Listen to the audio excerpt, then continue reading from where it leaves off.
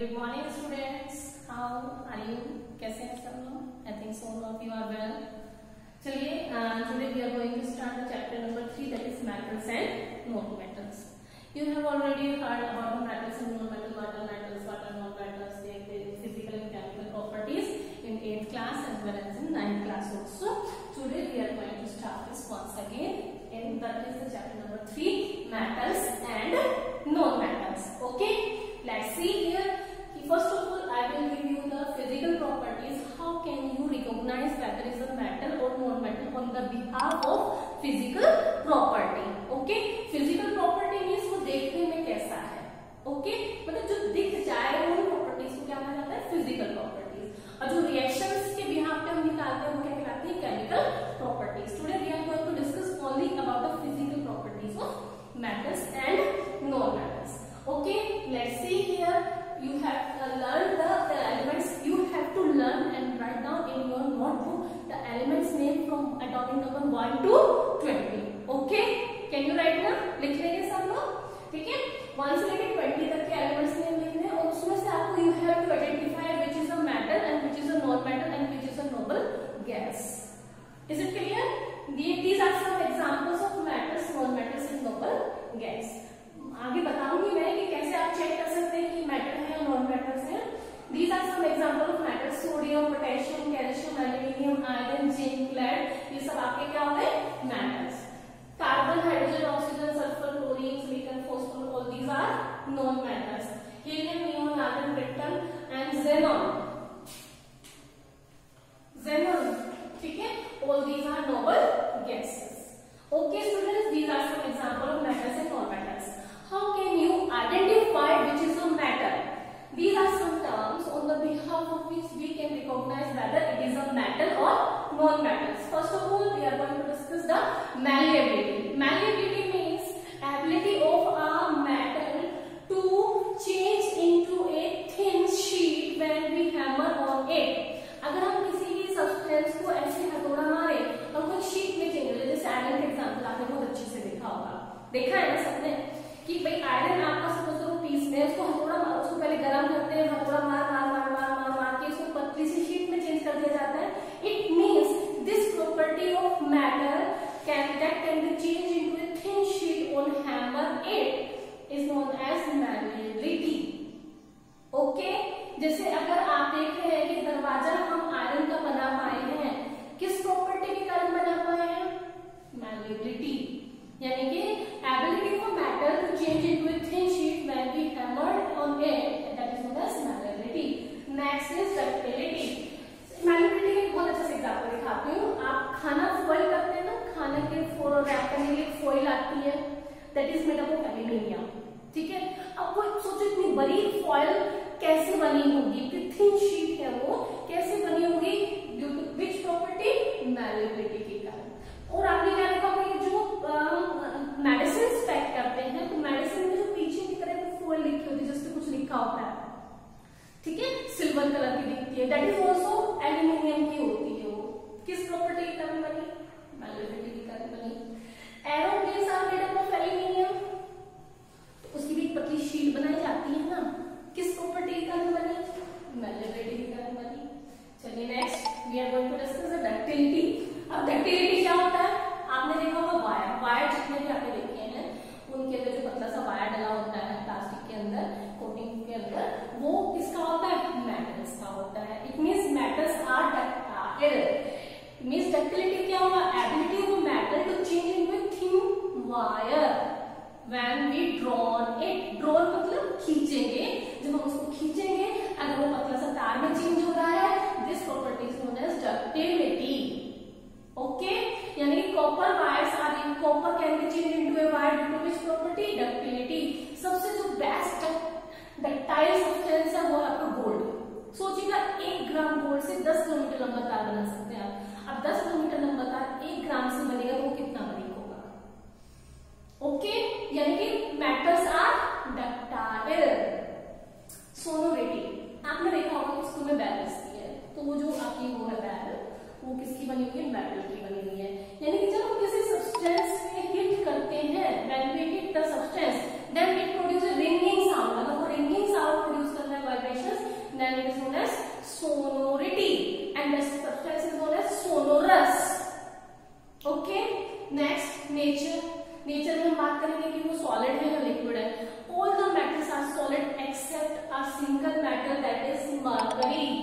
Mercury का symbol होता है Hg। Okay, mercury is the substance which is liquid at room temperature. All the other metals are solid at room temperature. आपने जितने भी ये substance देखे होंगे वो सब सॉलिड देखे होंगे। आयरन कैसा है? सॉलिड। एल्यूमिनियम कैसा है? सॉलिड। कॉपर कैसा है? सॉलिड। सिल्वर कैसा है? सॉलिड। गोल्ड कैसा है? Solid. All these are solid.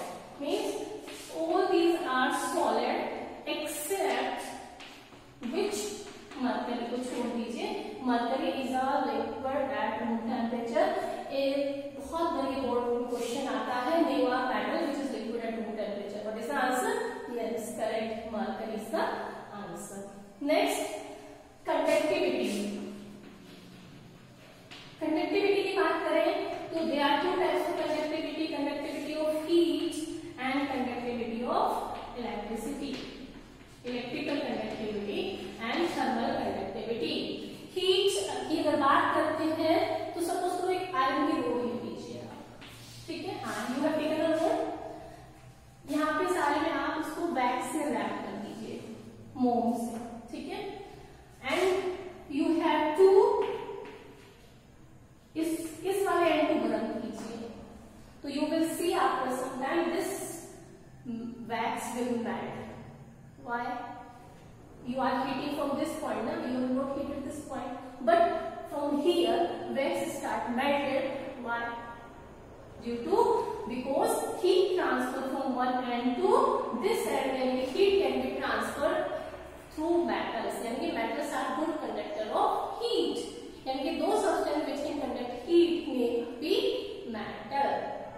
ऐसे से when you pass the current in a wire, bulb glow कर जाता है सर्किट कंप्लीट होने के बाद। It means if bulb glow, it means the wire is made up of metal, यानी metals are good conductor of electricity.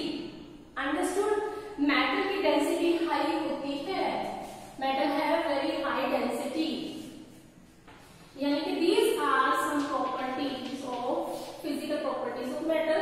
Once again see the review. First of all, malleability means tendency for metal to change into a thin sheet. Ductility, tendency of a metal to change into a thin wire. Sonority, tendency of a metal to produce a ringing sound. Next, metals are solid at room temperature except one. Next, conductivity. First is thermal conductivity. Metals are good conductor of heat. They can conduct the heat. Next, metals are good conductor of electricity. It means they can conduct electricity at normal room temperature. यहाँ पे बात करेंगे good conductor of electricity कौन है? Good conductor of electricity is best conductor of electricity is silver. Good में आपके copper और aluminium आ जाता है, पुअर में आपका आता है lead, that is the poor conductor of heat as well as of electricity. Next, density. Density of the metal is very high because they are solid, and solid में क्या होता है? पैकिंग पास होती है, जितना पैकिंग पास होगी उतनी डेंसिटी हाई होगी। And this is all about the physical properties of metals. Now अब मैं बात करती हूँ physical properties of non metal. Just opposite चलेगा सब कुछ। Metals are malleable but non metals are not malleable. They do not change into a thin sheet. Metals are ductile, non metals are not ductile, they are brittle. अगर हम उन पे ऐसे मारेंगे या खींचेंगे they can be broken down. Sonority, they will not produce ringing sound. Non-metal don't produce ringing sound क्योंकि because वो solid ही नहीं है, ज्यादातर टेम्परेचर वो है। ये बात प्रैक्टिकल डिस्कस कर लेते हैं। जो नॉन मेटल्स हैं वो जनरली आपके सॉलिड बहुत कम है, जैसे कार्बन आपका सॉलिड है, ठीक है, कार्बन सॉलिड है और आपका सिलिकॉन सॉलिड है। बाकी जो सारे नॉन मेटल्स हैं वो सब जनरली गैस है या फिर लिक्विड है। एक नॉन मेटल आपका सॉलिड है जो सबसे ज्यादा आता है, कार्बन सॉलिड में भी होता है, लिक्विड में भी होता है, गैस में भी मिल जाता है। मैक्सिमम आपकी गैस है, लिक्विड बहुत कम है। लिक्विड जो नॉन मेटल है, नॉन मेटल जो लिक्विड है वो है आपका bromine. Liquid non metal is bromine and liquid metal is mercury. ये काफी बार पूछा जाता है, ठीक है। एक मेटल ऐसा है, सोनोरिटी की बात करते हैं तो सोनोरस नहीं होते हैं,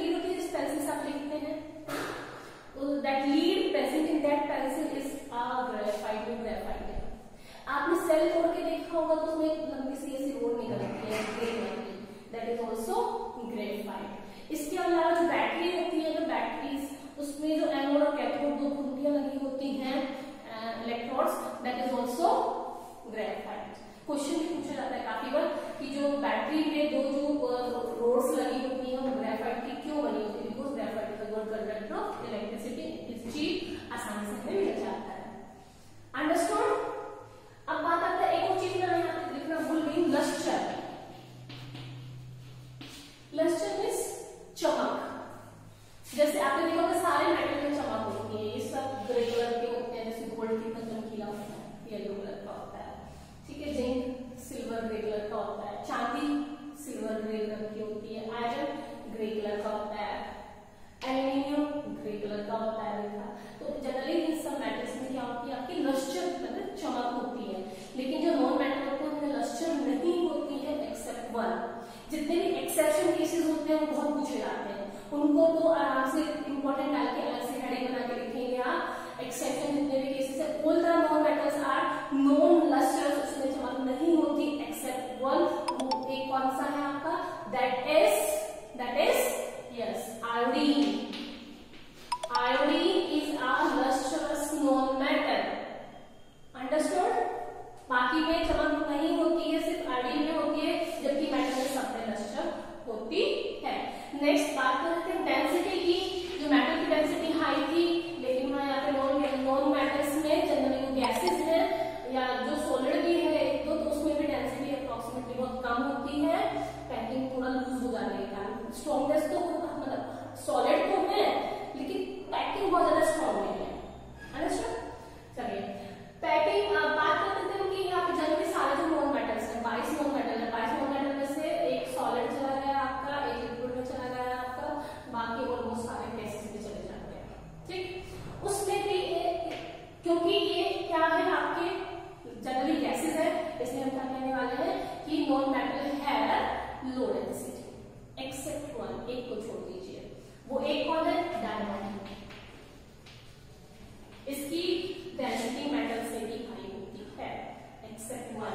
name a non metal which have high density, that is this.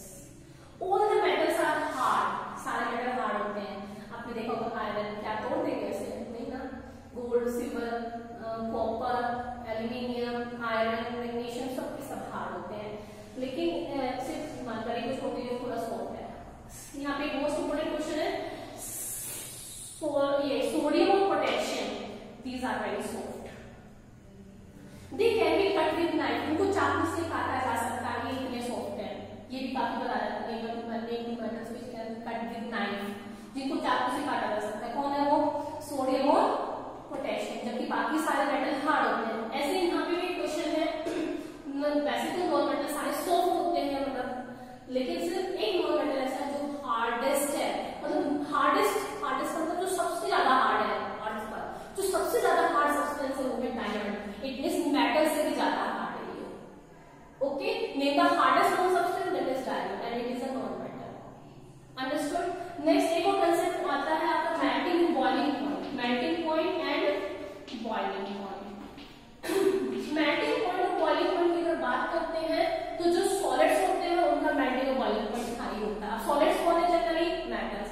It means metals का मेल्टिंग और बॉइलिंग पॉइंट हाई होता है, लेकिन एक मेटल ऐसा है जो हाथ पे रखोगे तो पिघल जाएगा, यानी कि उसका मेल्टिंग पॉइंट अपने बॉडी टेम्परेचर से भी कम है। कौन है वो? दो मेटल ऐसे हैं जिनका हमारा बॉइलिंग पॉइंट, जिनका मेल्टिंग और बॉइलिंग पॉइंट हमारी बॉडी के टेम्परेचर से भी कम है। वो है आपका caesium and gallium. This is the cesium and gallium. These are the metals which have low melting point, whereas other metals have very high melting and boiling point. अगर हम बात करते हैं आयरन की तो 1500 डिग्री सेल्सियस के पास जाता है इसका मेल्टिंग पॉइंट। तो आपने देखा होगा ना लोहार के यहाँ पे, क्या वो लोहार अग्नि में रखने के बाद भी उस लोहे को जला पाता है, पिघाल पाता है? नहीं, सिर्फ थोड़ा सा उसकी बस हल्का सा उसको लूज करके उसकी शेप चेंज थोड़ा मारना भी कर पाता है, जबकि उसको मेल्ट नहीं कर पाता। क्यों नहीं कर पा रहा? बिकॉज अब हम आप बताइए, सोचिए जरा एक बात, एल्यूमिनियम की कढ़ाई यूज कर रहे हैं, आग पे रख रहे हैं, काफी देर तक उसमें सब्जी पका रहे हैं, क्या वो मेल्ट हो जाती है? नहीं होती। क्यों नहीं हो रही है? Because it has very high melting point and boiling point.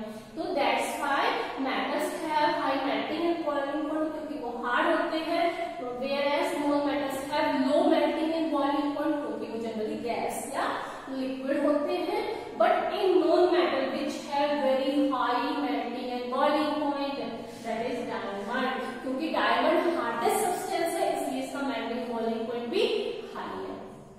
हो गया क्लियर? इसका मेल्टिंग पॉइंट अप्रोक्सीमेटली आता है 3500 डिग्री के आसपास। सोचिए जरा।